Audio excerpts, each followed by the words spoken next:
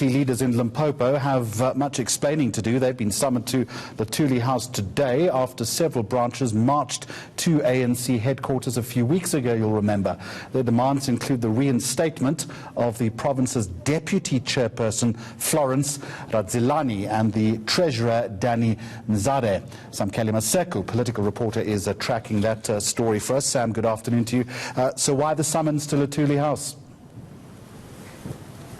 The officials of Limpopo and the Provincial Executive Committee have been summoned to Luthuli House essentially over the divisions that exist in the province. A number of municipalities have been placed under administration. Remember the great bank heist that was VBS and how it implicated the Deputy Chairperson Florence Radzilani and the Treasurer Danny Msizare. These two particular leaders of Limpopo, whom are on the agenda item but are not present at this meeting, have been suspended for the past 11 months and have not appeared in any form of disciplinary committee or in the ANC's Integrity Commission. So they are questioning the ANC's motives behind their suspension, and it seeks to clarify the ANC's position on whether they should go back to their positions or they remain in suspension. Also, you'd remember that the ANC in Limpopo was supposed to have a Provincial General Council 2 weeks ago. That was later on postponed to a date that is yet to be announced. There have been calls for the Provincial Executive Committee to be overturned into a provincial task team, thus disbanding the Provincial Executive Committee that was basically elected in 2018.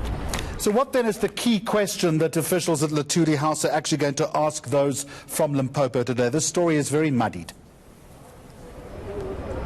The key question is going to be, what is the status of the ANC's Provincial Executive Committee in Limpopo? Yesterday was their first official meeting in a very long time. Other PEC meetings have not cooperated, thus making them unconstitutional that have taken place. Then those PEC meetings basically collapsed and couldn't take place because there was no quorum in those meetings of those Provincial Executive Committee.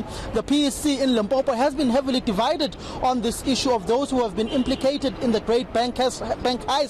In that report compiled by Advocate Terry Mato of the collapse of VBS Bank, the work of Danny Msizare and his influence that is alleged within that particular perspective, and how Florence Radzilani received a Christmas present of 300,000 rands.